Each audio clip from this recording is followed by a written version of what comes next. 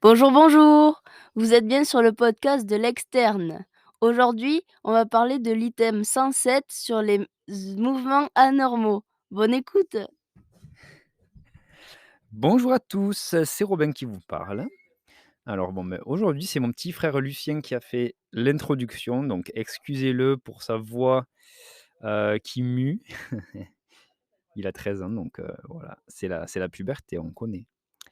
Allez, donc on va commencer sur les principaux mouvements anormaux et leur définition un petit peu. Donc les différents mouvements anormaux desquels on va parler, ça va être les tremblements, les chorés avec les dyskinésies qui vont un petit peu ensemble, les myoclonies, les tics, les dystonies et dans les dystonies, on a la crampe de l'écrivain, le torticolis spasmodique. On va ensuite parler du blépharospasme et on finira par l'hémispasme facial. Donc voilà, plein de petites choses, utiles et rigolotes que nous allons voir. Alors les tremblements, qu'est-ce que c'est? C'est une oscillation rythmique involontaire de tout ou partie du corps autour de sa position d'équilibre.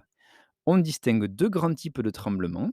Donc il y a ceux qui vont survenir sur des muscles au repos et ceux qui vont survenir sur des muscles activés, c'est-à-dire à l'action, avec des composantes posturales et intentionnelles souvent associées. Voilà pour les tremblements. Pour les chorés, comme les chorés qu'il y a dans les clips, quoi. C'est des mouvements brusques, aléatoires. Me fais pas rire, toi. Aléatoires, anarchiques, souvent à type de rotation ou de flexion-extension, non stéréotypés, arythmiques, donc sans un rythme régulier, sans finalité, et qui vont toucher des territoires variés, notamment le visage, le cou, le tronc et les membres. Ils sont présents au repos et à l'action, et ils vont survenir sur un fond d'hypotonie. Quand ce type de mouvement est proximal, donc quand ils vont toucher les racines des membres et qui présentent une grande amplitude, on parle de balisme. Et c'est le plus souvent lié à une lésion vasculaire du noyau subthalamique. Voilà, voilà, pour les chorés. La dystonie, qu'est-ce que c'est? Donc, c'est des contractions musculaires involontaires qui sont prolongées et responsables d'une posture anormale et ou de mouvements répétitifs. Et ça peut être aggravé par les mouvements au voisinage de la zone atteinte et stéréotypés. Il peut donc s'agir d'une posture ou d'un mouvement anormal. Voilà. La dystonie est donc une cause de contracture musculaire locale ou généralisée qui peut donner l'impression d'une raideur articulaire.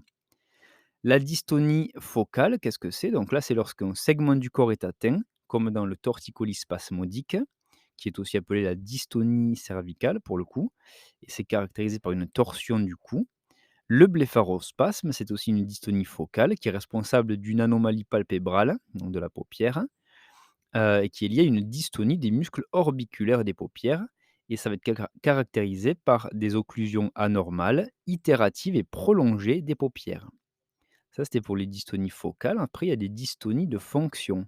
Et donc là, ça va être une dystonie qui va survenir lors d'un geste ou d'une fonction particulière, notamment la crampe de l'écrivain ou la crampe du musicien, par exemple. Après, on peut avoir l'hémidystonie, donc là, c'est l'atteinte d'un hémicorps entier. Et après, il peut y avoir une dystonie généralisée, où là, on a l'atteinte d'au moins un membre inférieur et du tronc. Voilà, pour pouvoir parler de dystonie généralisée. Allez, ensuite, on a les myoclonies. Donc là, c'est des secousses musculaires brusques qui vont prendre leur origine au niveau du système nerveux central. Elles peuvent être segmentaires, donc la focale ou multifocale, ou même généralisées. Elles peuvent aussi, les myoclonies isolées, voilà, donc là, c'est arythmique. Et elles peuvent être sinon répétitives. Et donc là, elles sont rythmiques et peuvent donner l'impression d'un tremblement, mais de manière irrégulière, enfin un tremblement irrégulier. Les secousses musculaires, c'est donc des myoclonies positives, alors que les myoclonies négatives sont de brusques résolutions du tonus musculaire, nique ta race, comme dans l'astérixis ou le flapping trémor. Les les myoclonies, elles peuvent être d'origine corticale, sous-corticale, donc liées à un dysfonctionnement des des ganglions de la base. Putain, avec sa vieille tête là, il rend ouf là, ce donc Les myoclonies, elles peuvent être d'origine corticale ou sous-corticale, liées à un dysfonctionnement des ganglions de la base, réticulaire pontique ou spinale. Désolé, là, il y a mon autre frère qui me rend ouf là avec, il fait des têtes pas possibles. Alors, 5e type de mouvement anormal, il y a les tics. Donc là, c'est un mouvement soudain, bref et intermittent qui est stéréotypé sans but. Il y a un aspect de caricature de geste normal. Il est souvent aussi répétitif. Il peut être précédé souvent d'une sensation prémonitoire. Donc là, c'est une sensation interne, de bouger, enfin de besoin de bouger qui va précéder le tic et ça, c'est contrôlable par la volonté. Il me fait trop chier. Donc ça, c'est contrôlable par la volonté. Ah, il me bute, putain, le salaud. Heu, ouais, ouais. Où j'en étais? Donc voilà, c'est contrôlable par la volonté pendant quelques minutes au prix d'une tension interne croissante et d'un phénomène de rebond qui survient après l'effort de contrôle. Le tic, c'est le mouvement anormal le plus fréquent. Donc là, le tic peut être simple et ne toucher que quelques muscles, donc par exemple des clignements des yeux, des secousses de la tête, un haussement des épaules, ou être complexe et correspondre à une séquence motrice élaborée. Par exemple, mettre sa main droite sous l'aisselle gauche et faire une adduction de l'épaule gauche pour écraser la main droite. Comme si je fais un prout avec le bras. Ça, on l'a tous fait, ça c'est énorme. Comme si tu pétais.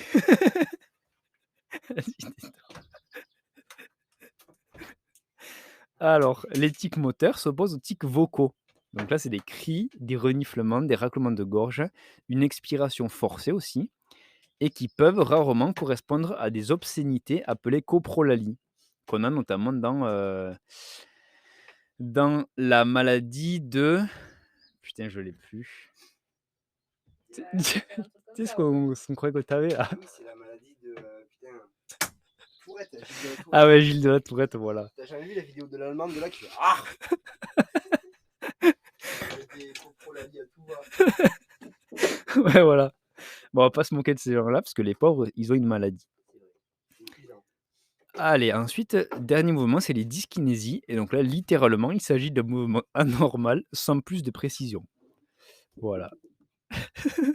Alors, on va commencer par le tremblement de repos, au niveau des principales causes de tremblement en fonction du type sémiologique, si c'est de repos ou d'action en fait. Donc là, le tremblement de repos, c'est aussi ce qu'on connaît sous le nom du tremblement parkinsonien. Et donc là, il est présent au repos, bien sûr, comme son nom l'indique, et disparaît lors de la contraction musculaire et du sommeil également. C'est un tremblement qui est lent, donc de 4 à 6 Hz, qui va toucher les membres en distalité, les lèvres ou le menton, et par contre jamais le chef ni la voix. C'est un tremblement qui est unilatéral ou asymétrique et aggravé par les émotions et le calcul mental. Voilà, il est très évocateur d'une maladie de Parkinson et il est secondaire à une atteinte de la voie nigrostriée, mais il n'est pas obligatoire pour le diagnostic. Donc là, le traitement, il peut être lié à d'autres causes de syndrome parkinsonien, en particulier la maladie de Wilson ou le syndrome parkinsonien iatrogène, qu'on va voir un petit peu plus bas. Si le diagnostic de la maladie de Parkinson est fortement suspecté et qu'il s'agit d'un individu âgé de plus de 40 ans, aucun examen complémentaire n'est nécessaire pour faire le diagnostic. À l'inverse, une IRM cérébrale et un bilan cuprique comprenant la cuprémie, la céruléoplasminémie et la cuprurie des 24 heures sont nécessaires avant 40 ans pour éliminer la maladie de Wilson. Voilà. Alors, le tremblement d'action maintenant, donc qui est l'inverse du tremblement de repos. Il est présent lors du maintien d'une posture, donc soit là, ça sera un tremblement postural, ou de l'arrivée à la cible, et donc là, c'est un tremblement intentionnel. La cause la plus fréquente du tremblement postural, c'est le tremblement essentiel. Donc là, il s'agit d'un tremblement d'action, à la fois postural et intentionnel, qui est bilatéral et symétrique, et qui va toucher principalement les membres supérieurs et le chef, donc la tête, et qui va évoluer lentement sur plusieurs années et parfois même des décennies. Là, il est mis en évidence ce tremblement d'action lorsque le patient écrit, reproduit une spirale notamment, maintient une posture comme tendre les mains devant lui. Donc là, c'est la manœuvre des bras tendus qui est aussi appelée la manœuvre du serment. Ou après rapprocher ses index à l'horizontale. Ça, c'est la manœuvre du bretteur. Jamais, j'avais pas entendu parler de ça, mais voilà. Voilà, lorsqu'il fait une action comme verser de l'eau d'un verre à l'autre, ça c'est l'épreuve des vers, ou lorsqu'il tient une note à voix haute. Et donc là, on aura un tremblement de la voix. Ce tremblement peut être handicapant dans la réalisation des gestes de la vie quotidienne, comme manger, et peut provoquer également une gêne psychosociale. Voilà. Et là, petite anecdote, là, le médecin, un des médecins généralistes avec qui j'ai fait mon stage là, de premier semestre d'internat, bah, il avait un gros tremblement essentiel comme ça, et bon, lui, ça le gênait pas mal, devant ses patients notamment. Et voilà, tous les petits gestes qu'il avait à faire, il me les faisait faire parce qu'il n'y arrivait plus. Donc ça, c'est vrai que c'est quand même handicapant. Allez, ensuite, le tremblement cérébelleux. Donc là, il s'agit d'un tremblement d'action qui apparaît ou qui est maximal lors de l'arrivée à la cible. Donc c'est un tremblement intentionnel. La fréquence est lente et d'environ 3 Hz et il est mis en évidence lors d'une action avec intention, comme boire un verre d'eau, une épreuve douanée, etc. Là, il y a d'autres symptômes cérébelleux dans le tremblement cérébelleux qui peuvent être identifiés, notamment une dysarthrie. Donc là, c'est pas un authentique trouble du langage ou de la phonation, c'est vraiment une dysarthrie à proprement parler. Lorsqu'il y a des manœuvres douanées et talons-genoux, on a une asynergie dyschronométrie, une hypotonie, une ataxie cérébelleuse avec la danse des tendons à la station debout, sans aggravation lors de l'occlusion des yeux. Donc on peut dire que la manœuvre de Romberg, elle est négative. Et on a aussi des troubles de la marche et de l'équilibre. Donc voilà, vraiment tout ce qu'on a dans le symptôme du syndrome cérébelleux. La marche cérébelleuse, elle est souvent mise en évidence lors du bilan de l'apparition d'une difficulté à la marche et elle va être caractérisée par un trouble de l'équilibre, avec du coup l'élargissement du polygone de sustentation, des embardées latérales, une instabilité avec une incoordination des mouvements. Voilà. De même, il y a un syndrome, cérébelleux aigu qui va justifier de doser, voire de supplémenter si on a un dosage, qui montre une diminution de la vitamine B1 et pour rechercher ou voire traiter l'encéphalopathie de Gaillet-Wernicke, qui peut être responsable de confusion mentale et de désorientation. L'ivresse aiguë, c'est une cause fréquente de syndrome cérébelleux aigu et ça va justifier une prévention des risques liés à l'alcool. Voilà, bon ça c'est normal. Et enfin, l'apparition aiguë d'un syndrome cérébelleux va justifier d'effectuer une demande d'examen d'imagerie cérébrale à la recherche d'un accident C'est vasculaire l'orage, hein? cérébral ischémique Et je crois que c'est ou dans, ménictaras je crois que c'est dans Colimaçon. ou hémorragique cérébelleux, qui peut être à l'origine t'es trop chiant, qui peut être à l'origine d'une compression du quatrième ventricule Désolé, responsable je d'une viens pour la hydrocéphalie vie de manière intempestive. et d'une hypertension intracrânienne qui peuvent être aussi à l'origine d'un déficit neurologique sensitif et ou moteur. Et virage OK. épingle gauche. Pour l'exagération du tremblement physiologique. Donc là, dans ce cas, il y a systématiquement la suspicion d'un effet indésirable des médicaments ou d'un soin. Des circonstances particulières peuvent provoquer une exagération du tremblement physiologique, donc là notamment l'hyperthyroïdie, la consommation excessive de caféine aussi. Donc voilà, ça peut exagérer ce tremblement physiologique et ça, c'est un phénomène normal à la base, d'origine musculaire, qui ne va pas être lié à une atteinte du système nerveux central. Et du coup, voilà, quand il y a ces circonstances, d'exagération, on peut le confondre avec un tremblement d'une autre nature. Voilà. Et après, dernière, catégorie de tremblement, c'est le tremblement fonctionnel ou qui est aussi appelé psychogène. Et donc là, il s'agit d'un tremblement qui ne correspond à aucune pathologie neurologique décrite ci-dessus. Il est habituellement caractérisé par un début brutal, souvent dans un contexte émotionnel ou chez un patient avec une fragilité psychologique. Une distractibilité, donc lors d'une tâche concurrente, le tremblement va disparaître ou se modifier, par exemple. Un entraînement en fréquence, voilà, lors d'une tâche motrice effectuée par le membre contralatéral, par exemple à une Putain, fréquence là, c'est un peu donnée, plus souple. le tremblement a tendance à adopter la même fréquence. Il est Il moins peut dangereux. être présent à la fois au repos et à l'action, ce qui est inhabituel. Il peut disparaître spontanément aussi, présenter un caractère polymorphe et des atypies, Donc là, ça, c'est des anomalies neurologiques qui sont non systématisables, voilà, qui ne rentrent pas dans le cadre d'un syndrome. Et ces tremblements fonctionnels ou psychogènes peuvent survenir volontiers chez une personne qui a déjà des antécédents de somatisation. Voilà. Alors maintenant, on va voir un petit peu les principaux médicaments qui sont susceptibles d'induire les différents types de mouvements anormaux. Donc, le syndrome parkinsonien iatrogène. Là, il peut être caractérisé par un tremblement qui est le plus souvent dû aux neuroleptiques, ça c'est toutes les classes des antipsychotiques, ou aux neuroleptiques cachés. Et là, ça va justifier la recherche systématique de prise de ces médicaments. Voilà. L'exagération d'un tremblement physiologique, quant à elle, peut être la conséquence de nombreux médicaments, notamment l'amiodarone, l'amitriptyline, les antidépresseurs, le salbutamol, la théophyline, le tacrolimus, l'interféron et la cyclosporine, entre autres. Il y a systématiquement une suspicion d'un effet indésirable des médicaments ou d'un soin, aussi lorsqu'on a un cas de chorée. La L-Dopa et les agonistes dopaminergiques, qui sont responsables des dyskinésies en pic de dose, qui sont aussi appelées des dyskinésies de milieu de dose. Voilà. Les antipsychotiques peuvent aussi donner ça, les antiépileptiques, le lithium, les inhibiteurs calciques, la cocaïne et les amphétamines ou les toxiques, notamment le monoxyde de carbone. Voilà, donc ça, en cas de chorée, on peut penser à tous ces médicaments-là avec leurs effets indésirables. Devant une dystonie, cette fois-ci, il faut systématiquement rechercher la prise d'antipsychotiques, qui sont parfois cachés.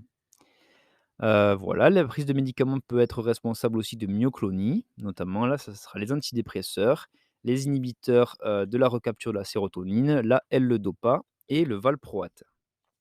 Donc globalement, les antidépresseurs, ils peuvent donner tous les types de mouvements anormaux, voilà, la L-Dopa également avec, la chorée et les myoclonies. Voilà, voilà. Alors, bon, mais là, on a quelques principes, quelques mouvements anormaux sur des cas vidéo typiques, donc qui sont sur le site, du collège de neurologie. Donc là, je vais les mettre sur la publi, je pense pas que je pourrai, mais en story. Je mettrai les petites vidéos en story pour avoir les différents cas. Voilà. Allez, maintenant, on va parler un petit peu plus précisément de la maladie de Huntington et de la chorée. Donc là, la maladie de Huntington, c'est une pathologie héréditaire de transmission autosomique dominante et de pénétrance complète qui est liée à une expansion en nombre, avec un nombre anormalement élevé de triplés CAG sur le gène HTT qui va coder la protéine huntingtine sur le chromosome 4. Et là, c'est détecté par une analyse génétique.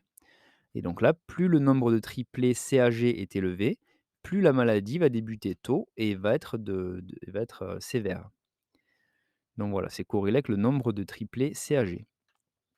Les signes cliniques vont regrouper des mouvements anormaux, des troubles psychiatriques et également des troubles cognitifs. Donc là, les mouvements anormaux, ils vont correspondre avant tout à une chorée qui va s'étendre de façon progressive, qui peut toucher les mains, les pieds, le visage et le tronc. Quand la maladie évolue, il y a des mouvements anormaux dystoniques et un syndrome parkinsonien qui peuvent être rencontrés. Voilà. Pour les troubles psychiatriques, ils vont concerner souvent l'humeur. Donc là, ça peut être une humeur triste, une douleur morale. Et ça peut aussi concerner le comportement qui va correspondre initialement à une modification de la personnalité, une désinhibition, une dépression, une anxiété, avec parfois des tentatives de suicide ou une psychose. Donc là, il y aura des idées délirantes, des hallucinations parfois. Voilà pour les troubles cognitifs, enfin psychiatriques plutôt. Après pour, la cognition justement, donc il y aura souvent, un déclin cognitif qui sera associé.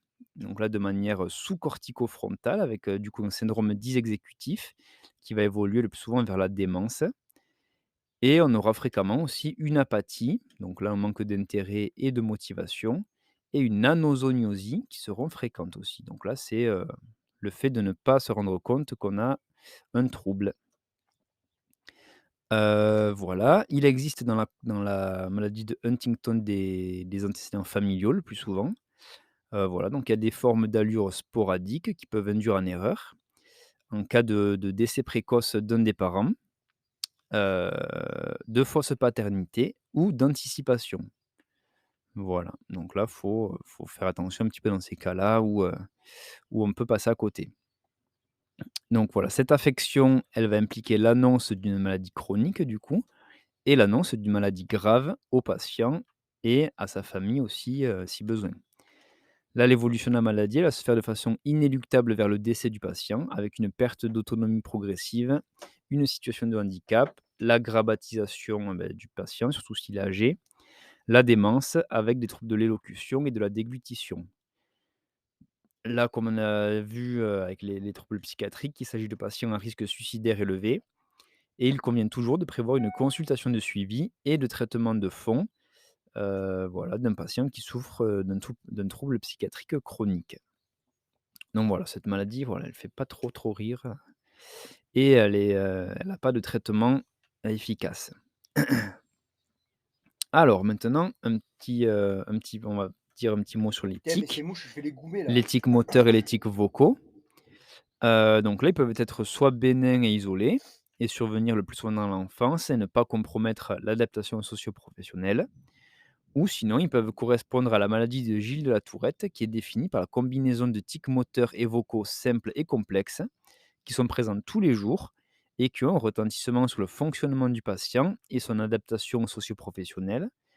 Donc voilà, parfois associés avec des comorbidités, donc là notamment des troubles obsessionnels compulsifs, des TOC, la dépression, l'anxiété, un syndrome d'hyperactivité avec déficit attentionnel, une automutilation ou même un autisme.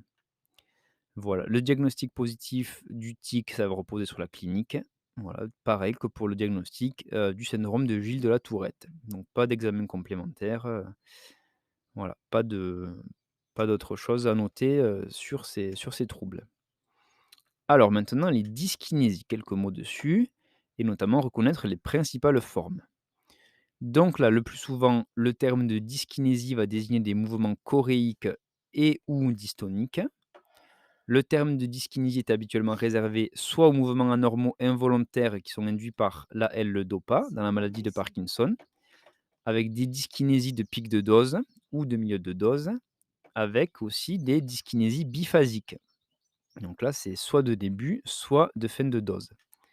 Donc voilà, la L-Dopa va pouvoir à tout moment dans le traitement donner ces mouvements anormaux involontaires. Donc ça, c'est le premier terme de dyskinésie qui va désigner ça et ça peut aussi désigner ensuite les dyskinésies qui sont induites non pas par la L-Dopa, mais par les antipsychotiques, parmi lesquels on distingue les dyskinésies aiguës. Donc là, ça va être les dystonies cervicales, donc le torticolis, les crises oculogires, un trismus, et ça survient plus volontiers chez les sujets jeunes. Donc ça, c'était pour les dyskinésies aiguës. Et ensuite, il y a les dyskinésies tardives lors de cures prolongées. Et donc là, ça va être les dyskinésies bucco-facio-masticatoires, à l'origine de troubles de la phonation, de la déglutition et d'un mauvais état dentaire. Et ça, ces dyskinésies tardives, elles vont être difficiles à traiter. Et après, autre et dernier type de dyskinésie, ça va être l'acathysie. Et donc là, c'est un piétinement incessant. Voilà. Et donc, on aura aussi quelques vidéos sur le site du CEN, donc le Collège de neurologie, pour définir un peu tous ces types de mouvements anormaux et notamment les dyskinésies avec, les dystonies. Voilà, et bien on a terminé ce chapitre sur, les mouvements anormaux. Il était, voilà, un petit peu anarchique avec, tout le monde qui parlait autour, mais bon, c'est un petit peu les vacances pour chacun et donc, voilà, je suis pas tout seul pour pouvoir, faire ces enregistrements au calme. J'espère que ça vous aura pas trop dérangé, même que ça vous aura peut-être fait sourire, on ne sait pas. Pas sûr. Bon, en tout cas, je vous souhaite plein de courage pour la suite. Passez une bonne journée, révisez bien et à la prochaine. Ciao, ciao.